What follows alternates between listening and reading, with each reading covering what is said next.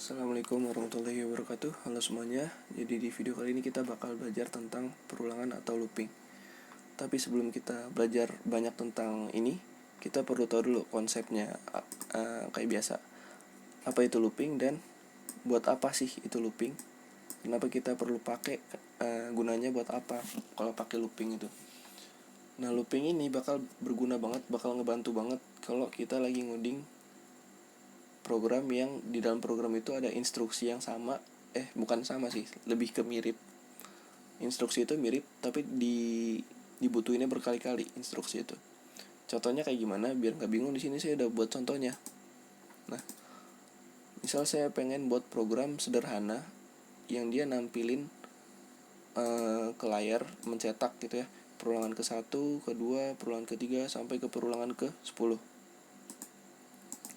Nah, ini kalau dilihat-lihat nih sebenarnya instruksinya mirip-mirip nih.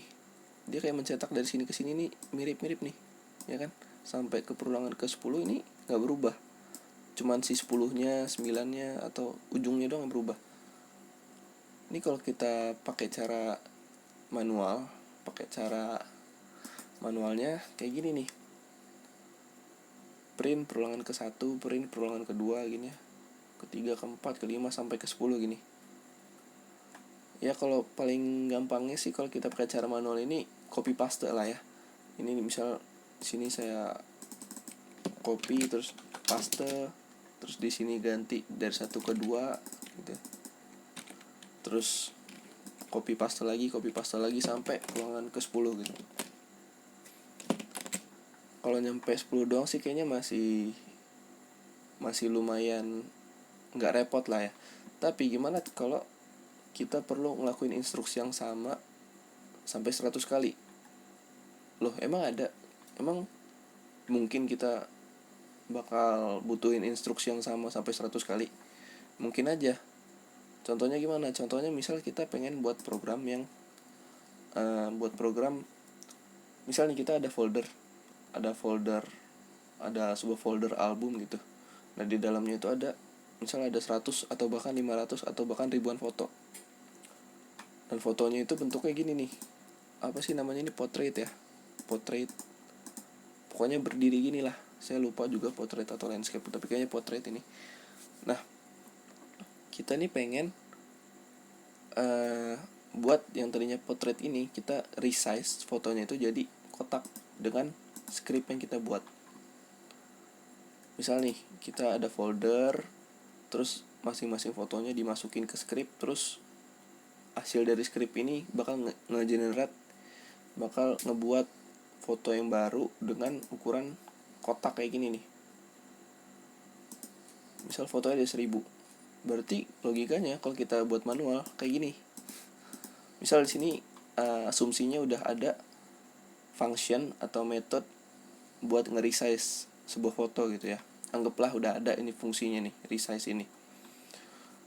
Nah, berarti dia bakal new foto 1 sama dengan resize foto 1, terus new foto 2 sama dengan resize foto 2 sampai total fotonya. Misal ada 500, berarti kita perlu nih copy paste ini 500 kali gitu.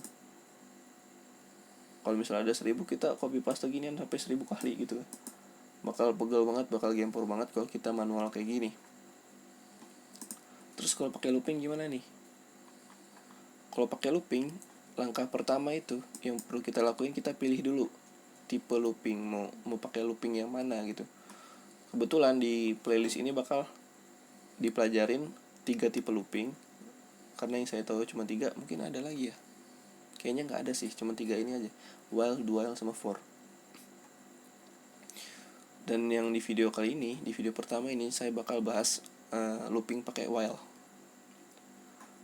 Setelah kita pilih tipe looping, kita perlu perhatiin pola atau template-nya. Maksudnya pola atau template itu apa? Template-nya gimana maksudnya? Template itu atau pola kayak cari apa sih yang sama, instruksi apa sih yang sama, yang selalu sama nih. Kayak ini kan, ini selalu sama nih. Print sampai sini sama. Bahkan yang di ujungnya juga selalu sama ya. Yang beda cuma di sini dong nih, satu ini dong. Nah, berarti polanya kita tahu nih apa yang mau diulang. Nah, habis kita perhatiin pola atau template-nya, selanjutnya kita pilih, kita pakai sintaks looping yang udah kita pilih tadi di antara 3 ini, while, do while, sama for. Masing-masing kan punya sintaksnya sendiri.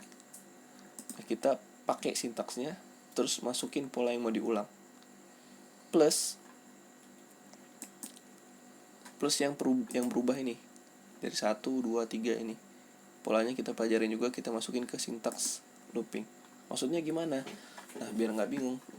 Misal nih, saya langsung masuk aja ke perulangan pakai while. Dengan studi case yang ini. Studi kasus pakai yang program buat nampilin perulangan ke-1, ke-2, sampai ke-10 tadi. Kita ambil contoh kasus yang gampang aja. Nah, ini udah saya tandain nih. Sudah saya tandain yang di garis bawah ini yang selalu sama. Ini nggak berubah, yang di garis bawah ini selalu kayak gini. Sebenarnya ini juga selalu sama, tapi nggak saya underline, nggak saya kasih garis bawah. Tapi pokoknya ini selalu sama juga ya. Nah, yang berubah ini yang saya cetak tebal. Ini selalu berubah. Nah, biasanya yang selalu berubah ini bakal kita buat variabel khusus. Karena dia berubah-berubah ya, nilai yang di sini berubah-berubah, kita buat variabel khusus.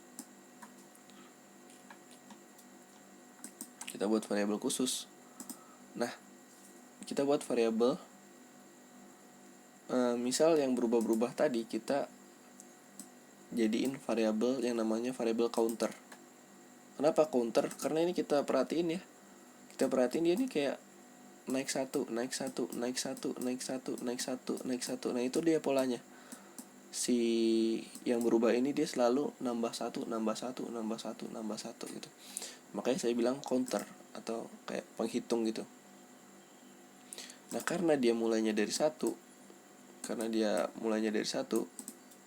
ya, maka saya di sini buatnya buat variabel counter diinisialisasiin nilainya 1.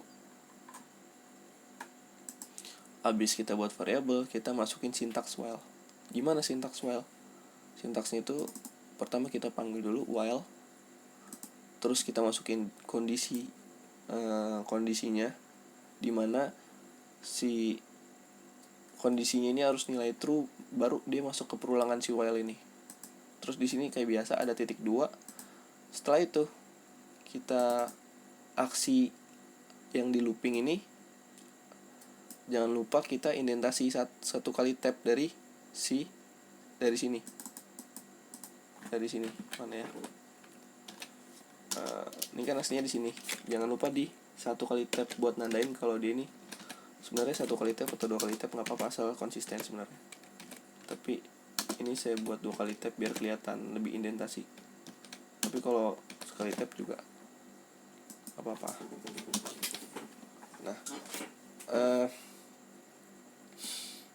jangan lupa dikasih indentasi buat nandain kalau aksi ini sama aksi ini itu masih adalah aksi yang perlu diulang dalam perulangan while ini, selama kondisinya true atau kondisinya memenuhi. Nah, ini gimana nih lanjutannya nih? Nah, ini saya udah buat codingannya, tenang aja. Di sini udah saya buat codingannya. Sebentar saya zoom dulu biar lebih kelihatan jelas. Saya bakal jelasin habis itu ya. Nah, nih udah saya zoom. Kayak yang tadi, kita pertama kita inisialisasi dulu variabel counternya sama dengan 1. Nah, habis counter sama dengan 1, kita bikin while. Terus kondisi di mana perulangan itu, apa yang buat perulangan itu tetap, apa syarat perulangan itu tetap berlangsung gitu. Di sini karena lihat polanya lagi, di ini berhenti sampai perulangan ke-10. Maka kondisinya selama si counter kurang dari sama dengan 10, terus lakuin hal yang sama gitu. Nah, selama counternya masih kurang dari sama dengan 10, yang pertama kita print dulu nih hal yang terus kita ulang. ini kan. Nah, kita print sampai sini. Nah, di sini saya buat saya siapin tempat buat variable counter, dimana setiap habis ngeprint ini variable counter nilainya bakal ditambah 1.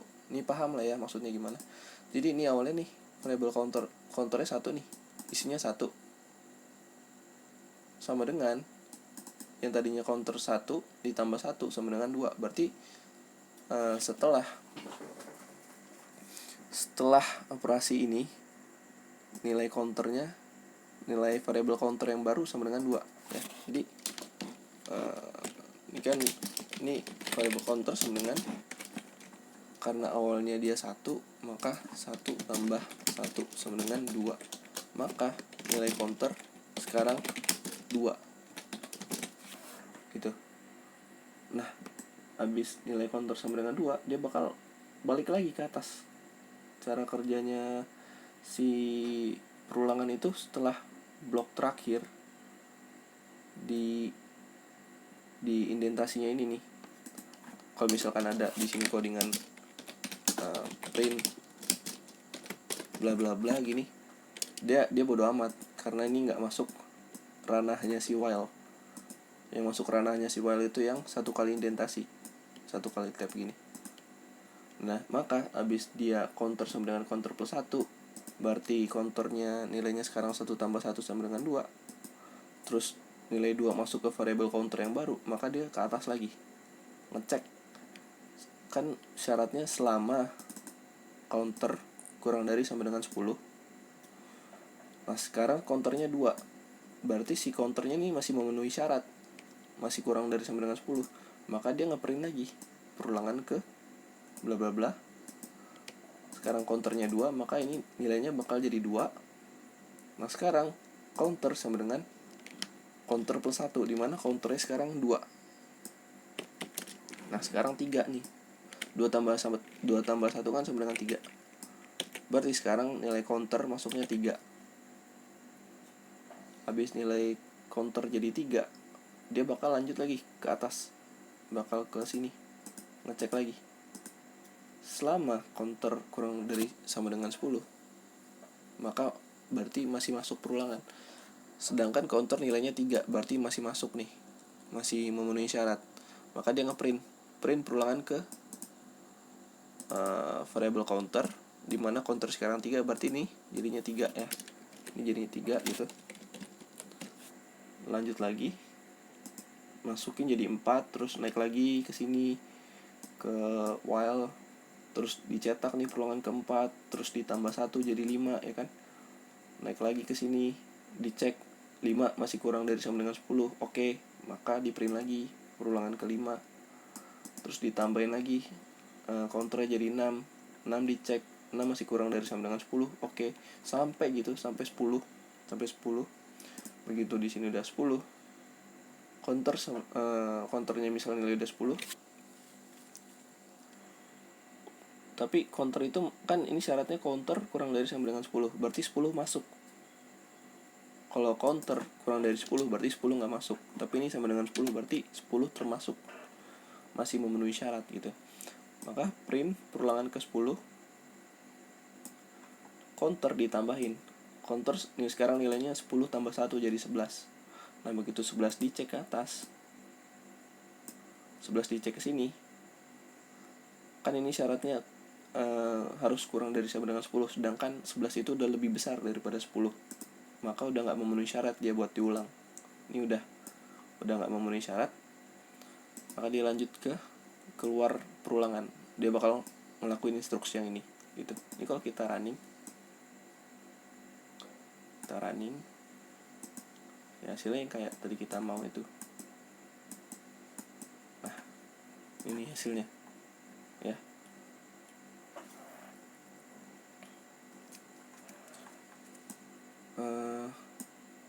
Menurut saya buat video while ini cukup sekian. Di video selanjutnya mungkin kita bakal ngebahas perulangan selanjutnya itu pakai do while, atau mungkin kita latihan pakai studi kasus yang baru dengan perulangan while ini. Jadi untuk kalian yang belum subscribe, jangan lupa di subscribe dulu. Kalau kalian merasa pengen lanjut belajar di playlist ini gitu ya, jangan lupa di komen kalau masih ada yang ingin ditanyakan. Kurang lebihnya mohon maaf. Wassalamualaikum warahmatullahi wabarakatuh.